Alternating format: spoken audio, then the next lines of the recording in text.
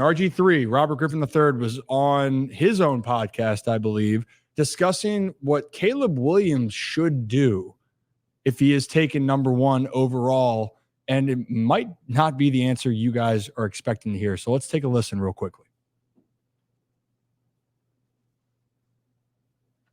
Overall, after everything that's happened with just Justin Fields, can Caleb Williams really look at that and say, you know what? This is the organization that has my best interests at heart, and they're going to help develop me into the player that I want to become. Caleb Williams is on record saying that he wants to be legendary. He wants to rewrite history, and he wants to be the best that he can possibly be and win the most games he can possibly win. After the Bears took Justin Fields, the 11th pick in the draft, and turned him into a 6th round pick in the 2025 draft by trading him to the Pittsburgh Steelers? Can Caleb Williams really look at that and say, you know what? Yeah, this organization is going to help get me where I want to go. I don't think it's saying that. Eli Manning had power in that 2004 draft. And he let the Chargers know, don't draft me. I don't believe in the direction that your organization is going, and I don't want to play there. He refused to play for them, even threatened to sit out an entire season if they drafted him. And they still drafted him. And the look on his face when he's holding up the jersey said everything. So what happened? The Chargers traded him to the New York Giants for Phillip Rivers, also a 2004 third-round pick, and then the 1st and 5th round picks in the 2005 NFL draft. What did Eli end up doing? He won 2 Super Bowls for the New York Giants. Had a great career. So, for Caleb Williams, don't get me wrong, guys. I thought Ryan Poles was having an amazing offseason up until this trade for Justin Fields, because you trade Justin Fields so you can get some players back to help your team out this year. Because Ryan Poles and Matt Eberflus, the head coach for the Chicago Bears, they're in a lame duck season. They have to win this year or they're going to get fired. And don't get me wrong. Hey, hand the football off to DeAndre Swift, throwing the ball to Keenan Allen and DJ Moore and Cole Kmet. Those guys are phenomenal. This ain't anything about them. This is about Caleb Williams and what team out there gives him the best chance to be successful. Only he can deem that. Yes, I do think him going back to Washington, where he's from, he's a DC kid, went to Gonzaga College High School, okay? I think that's the best spot for him. But he has to answer that question. And if he says, all right, I see everything that's been going on, and now I can make the decision and say, I don't think that the Chicago Bears are the best place for me or my family to accomplish all the goals that we want to accomplish, then he needs to let that be known. He does have power right now, and he should exercise it if he feels like Chicago is not where he should be. All right. So a few things here. First off, I appreciate the opinion. Again, I am not one to say that I think it's crazy, it's ludicrous. But what I am saying is it felt like a moment of, you have the power, it's a terrible situation. And didn't he just list off 4, 5, 6 reasons why the team would be a good situation for Caleb Williams to go in? By the way, Keenan Allen, DJ Moore, Cole Kmet, DeAndre Swift, a revamped defense, a revamped offense. Yeah. It doesn't seem like it's a really bad situation here, Zach. Doesn't seem like a really bad situation at all. And then I think what's funnier is he doubles down and says he thinks a better situation for him would be in DC, which I think is a way bigger just crap show right now. DC has a head coach that in a lot of ways people did not want. They have a guy who, if he does not succeed, a defensive-minded head coach, mind you that, a defensive-minded head coach coming in where players, it's not sure what's kind of going on in Washington. We have some players that think they can go and compete. Other players think they're in a rebuild.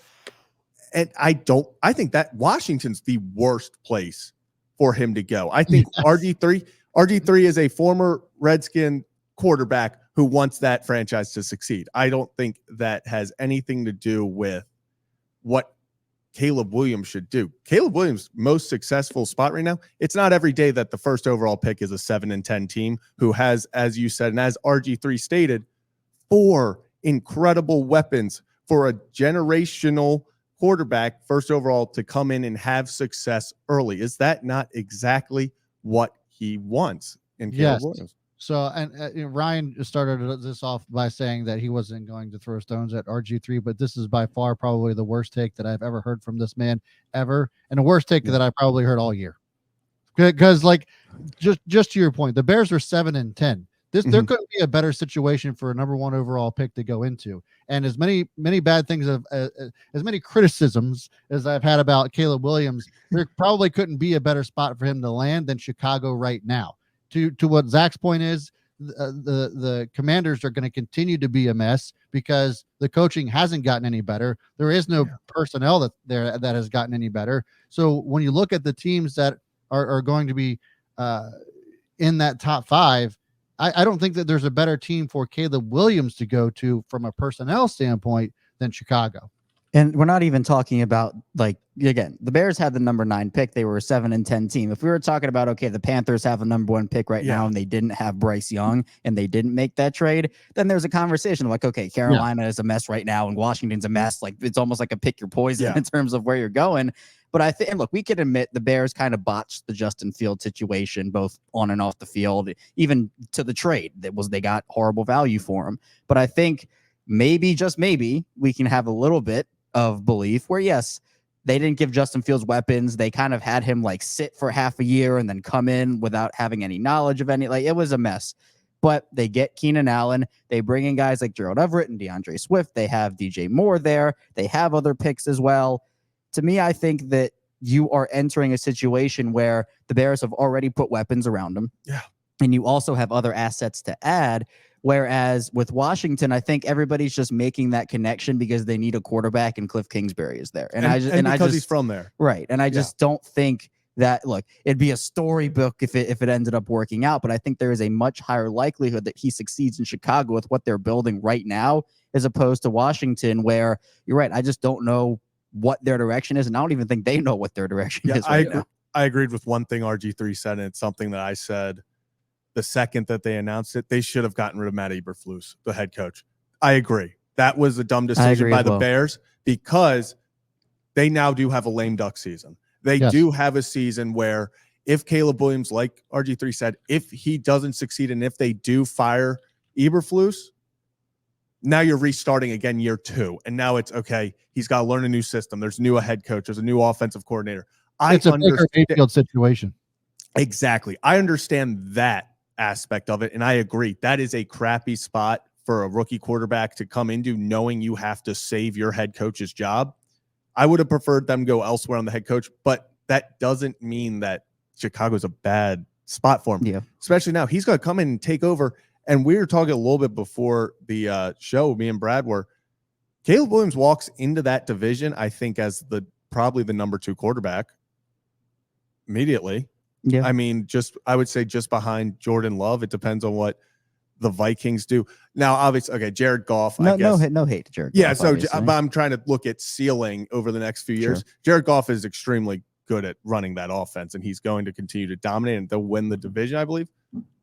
But this is a great spot for him to compete immediately and to be able to have long-term success with the young weapons around him. Yeah, I think a quarterback, head coach, both of them coming in their first years, essentially, if we're talking about Baltimore sports, what the Ravens did with Flacco and Harbaugh, that to me, I think would have been a little better because, again, I don't think Eberflus is the long-term solution in Chicago.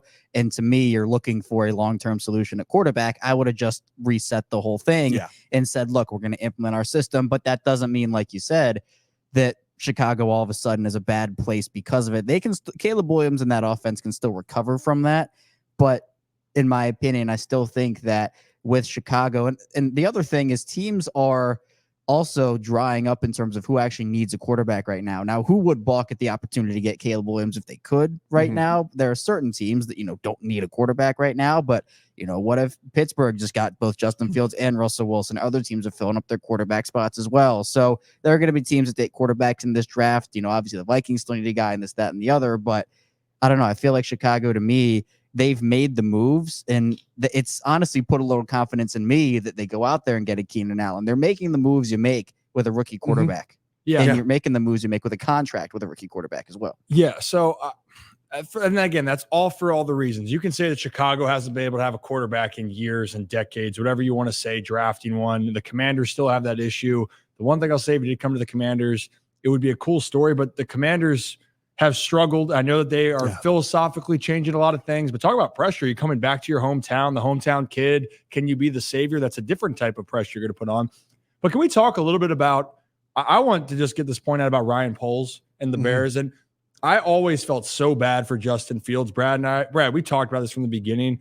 I felt so bad that Justin Fields was put in a situation where you just knew it was a lose-lose. I'm not saying that Justin Fields is going to go out there and be a top 10 quarterback, but I do think Justin Fields is a talented enough player to go out there and be successful if he was put in a good situation to succeed. This year was kind of that flux year, and he got hurt during the season. But what I love with this is that there are reports out there, guys, right, that other teams wanted Justin Fields. And Justin Fields didn't want to go to those other teams. And Ryan Poles, the GM, said, hey, you don't want that? I'll send you to Pittsburgh. Apparently, Justin wanted to go to Pittsburgh of all the teams. And Poles said, I want to do right by you. Yeah. You're not going to hear that all the time, by the way. And I think that to me, is going to actually sit really well with a lot of players. Even though the situation sucked, people are probably pissed about Fields being moved on, that you gave up. But I think one thing, if this is true, players can have a respect level of like, hey, you might have screwed him out of a situation. And also, Poles Fields wasn't drafted by Poles, so Poles didn't owe that to him either. Not at all. Yeah, so if Poles didn't owe that to Fields, but he still gave him because he handled himself with so much respect. He was a great leader for that organization. He didn't embarrass them, and therefore he's given an opportunity to go to Pittsburgh and see what happens. Just a fascinating thing, but I wanted that point to be heard. But for the Bears, Keenan Allen, DJ Moore, that's one of the most elite duos now in the NFL. Cole Kmet, one of the best tight ends in the NFL. DeAndre Swift, which one are you going to get? If it's a healthy one, a pretty damn good player. And by the way, Chicago defense, this team could win the NFC North. They also have they have, like Kevin just said, they also have the number 9 pick. That could be another top wide receiver. You can get offensive line help. You can go build up more defensively. So I think there's so much that you can do. This is the perfect time for Caleb Williams to be getting there because they're building the whole team around him. Yeah. Exactly. So we just wanted to touch on that. We'll see what happens. RG3, I get it, but I don't know if the Commanders is going to be that one spot I'd want to go to, especially with the fact of the expectations are high on both. But the Bears, tell you what, hey, if you're going to be a betting man, that might not be a bad bet. The Chicago Bears to win that division if you want to get a little bit spicy next year.